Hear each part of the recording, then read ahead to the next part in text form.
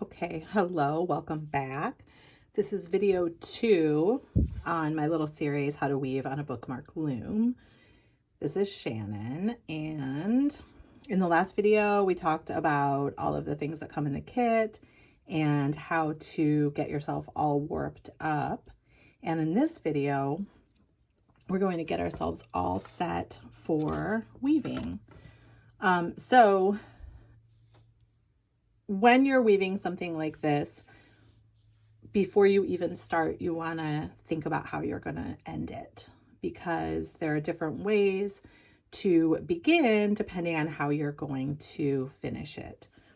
I really think a little bit of fringe is just absolutely adorable.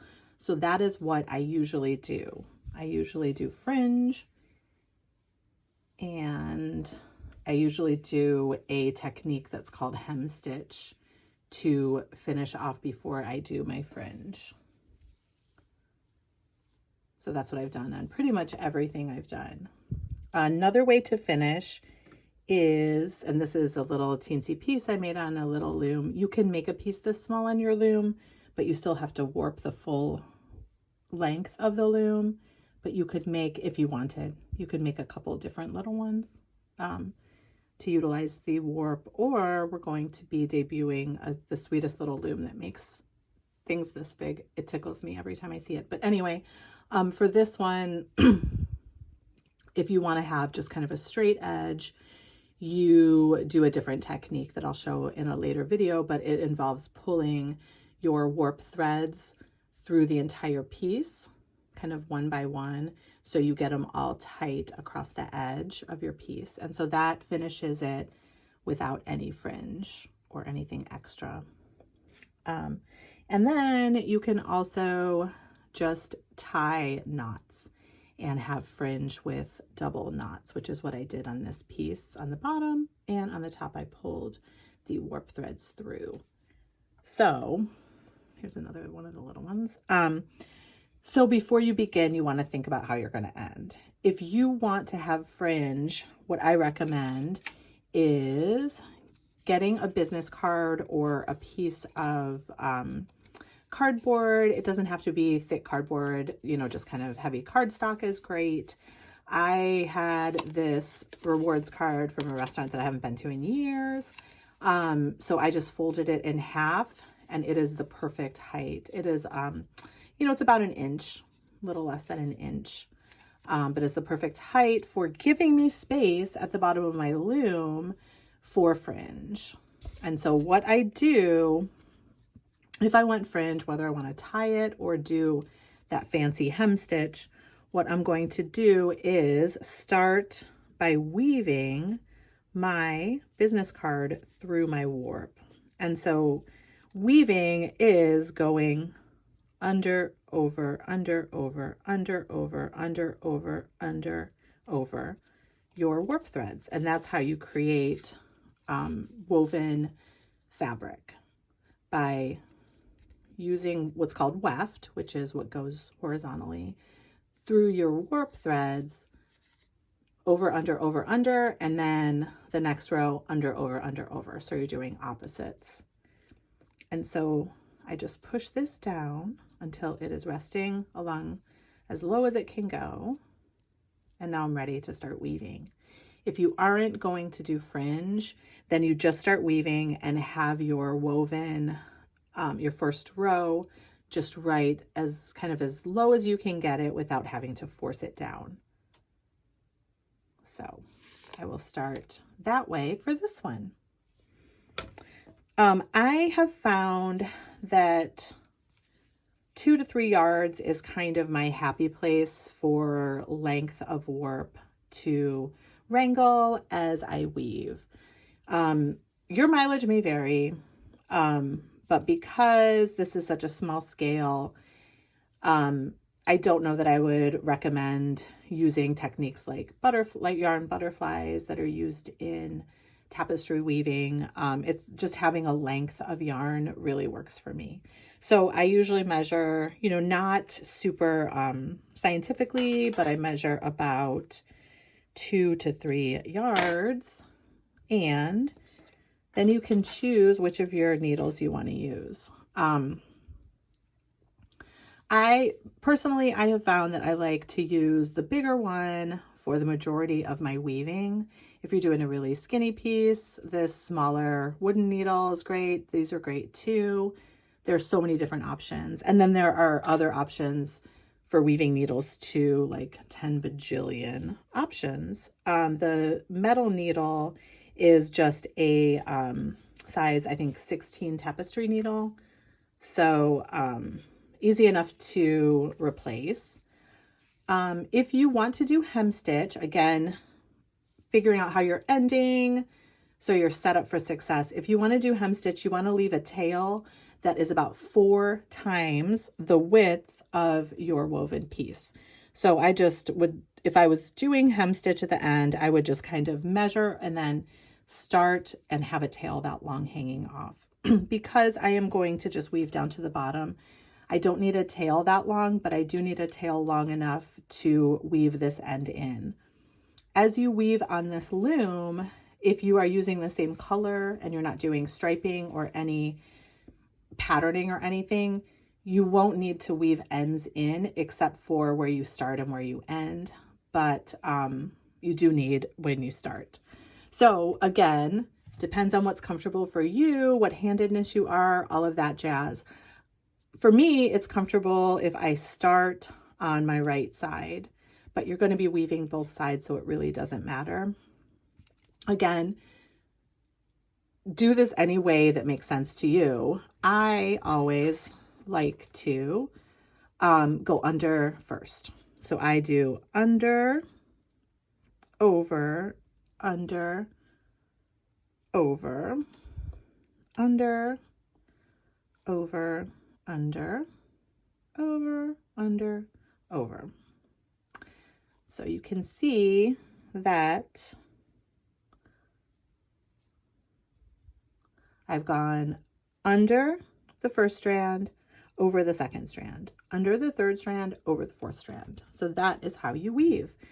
Because this is such a small scale, no matter what needle you use, you can fit the whole needle through your entire warp.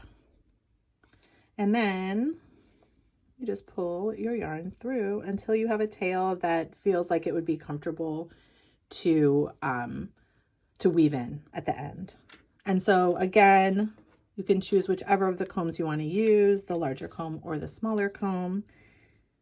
The first row doesn't matter so much, but you want to have what's called a bubble or an angle as you weave.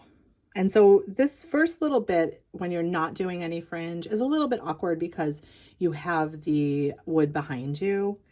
But I like to push it down. I don't want to have it kind of bubbling too much in here. I'll show you bubbling and angling in a minute. That's not what I'm talking about. But you want to have a nice even tension across your piece, and you are ready for your second row. And so because we ended having gone over this last strand, we're going to start by going under. So we're going to go under, over, under, over, under, over, under, over, under, and over, like that.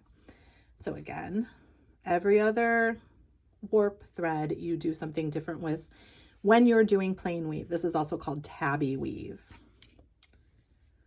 And so what you're going to do is you're going to pull your weft through, and then I like to use my thumb to kind of hold the edge, and you want to leave some space.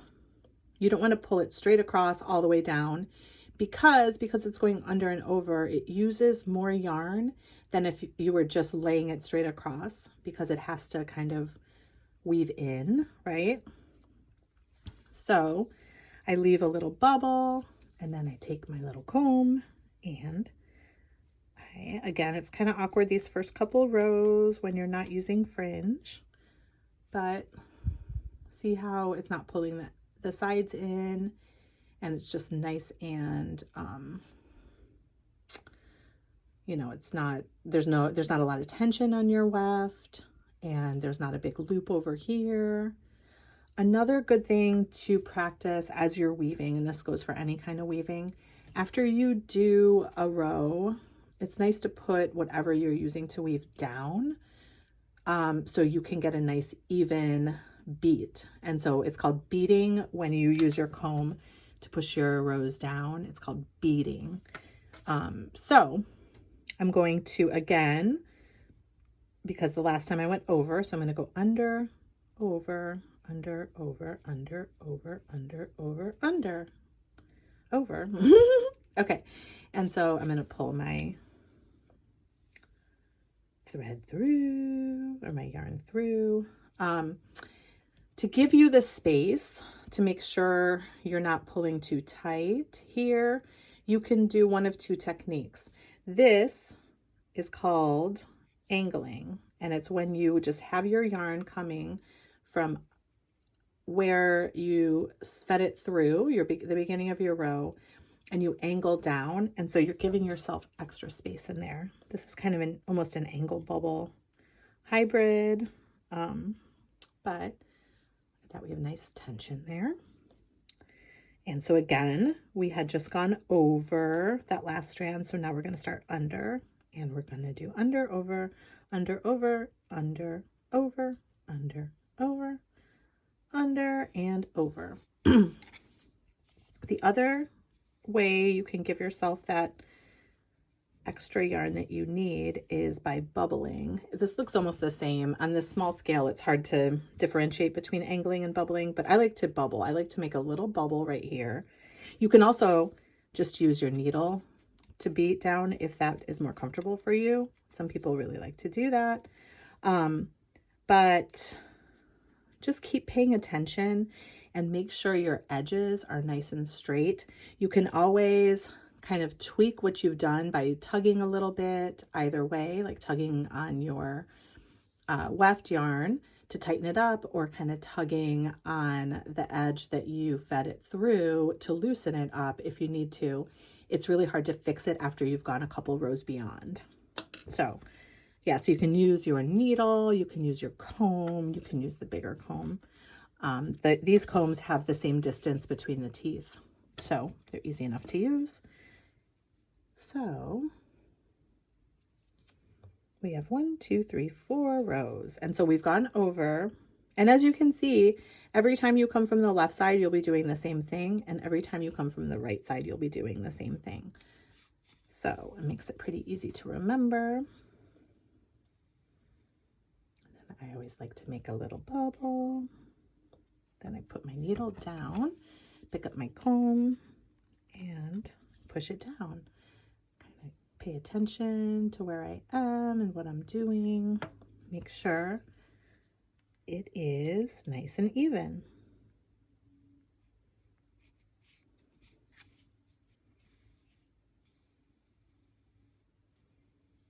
And that is how you weave on this little loom. Pretty easy. You know, like with anything, yours might be a little, you know, bumpity at first, and that's just a-okay. That's the wonderful thing about this. It's such a small scale that even if it just isn't working out exactly how you like, you can start over. The whole thing uses less than 10 grams of yarn. So it's a really great little stash buster for, you know, little leftovers from socks, which is what this is and what many of these actually are for me. And you can do striping. So I've striped 2 different, I even use 2 different stitches. So this is just the regular tabby weave. And then this one is kind of double tabby, I think it's called. And it's where I went under 2, over 2, under 2, and then the opposite on the way back. So it gives it a little more kind of puffiness and texture. So you can do whatever you want. I'm going to do another little video. My next little video will be how to add new colors and how to deal with ends. So yeah, thank you. Oops.